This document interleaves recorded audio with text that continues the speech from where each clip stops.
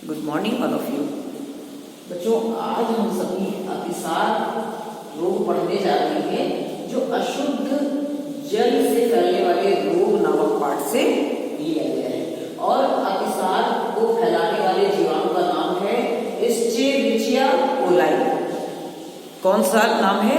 Escherichia coli.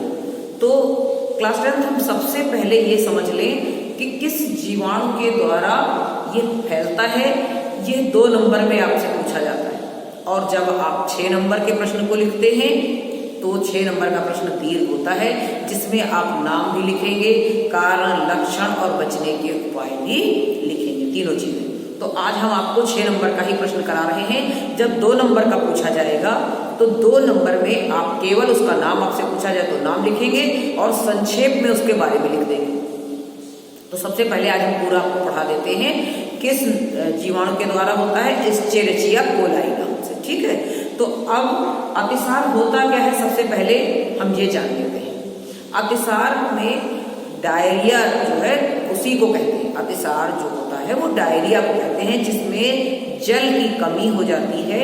और जल की कमी होने से और क्या होता है, जल दूषित पेट में पहुंचने से दस्त आने लगते हैं। वो हरे रंग के दस्त होते हैं, और दस्त आने के साथ साथ ये बच्चों में रोग पाया जाता है। अब कारण क्या है?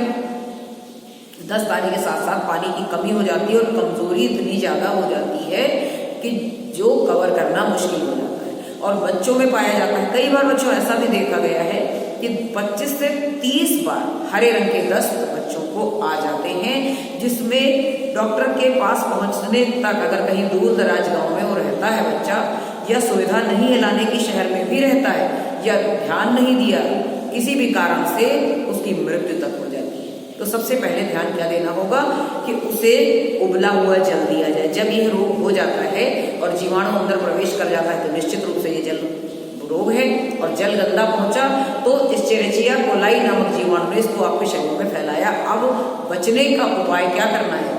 जल उबला हुआ ठंडा करके इसको देना है। क्या अगर स्वयं को हो तो स्वयं भी पीना।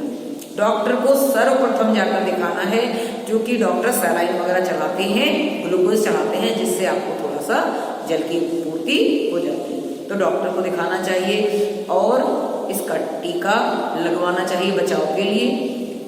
अब ये तो उपचार में आ गया। अब इसके कारण क्या क्या बनते हैं? वर्षा ऋतु और मक्खियां ही इसकी कारण होती हैं। वर्षा ऋतु में जल दूषित हो जाता है, उसमें कीड़ों के अंडे और जीवाणु जो है प्रोटोजोन्स भी आ जाते हैं सारे, और रोगाणु जीवाणु सभी पनप जाते हैं जल में। वाटर लेवल इतना ज्यादा ऊपर आ जाता है कि वो सब पृथ्वी में जितने भी प्रकार की गंदगी पड़ी है वो सब पृथ्वी के अंदर जाती है, जल के साथ ही वो भी उसमें प्रवेश हो जाते हैं। तो सबसे पहले हमें जल शुद्ध करके पीना चाहिए इसके बचाव के लिए। अब उपचार में टीका लगवाना है और चिकित्सक को दिखाना है, और उबला पानी पीना है, समय पर दवाई लेनी है। ये तो उपचार की बात होगी।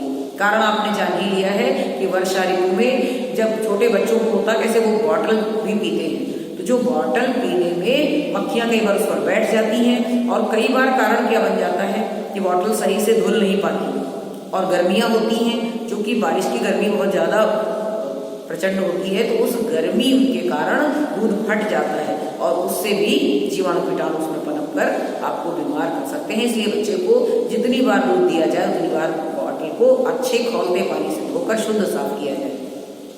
और कई कारण ये भी हो सकते हैं कई बार कि समय के साथ आप भोजन नहीं करते, कई बार तो ज्यादा भोजन कर लेते हैं, और गर्मी का महीना होता है, बारिश में गर्मी बहुत ज्यादा होती है, इस कारण समय पर भोजन का ग्रहण न करना। और कई बार आप ऐसा भी कर लेते हैं कि आवश्यकता से अधिक भोजन कर लेते हैं, तो ये भी दिक्कत हो जाती है कि समय पर नहीं किया और आवश्यकता से अधिक कर लिया, जिससे भी आपका पाचन सिस्टम गड़बड़ कर लेता है, और फिर आपको ये रोग हो जाता है। इसका शिकार बड़ा बूढ़ा कोई भी हो सकता है।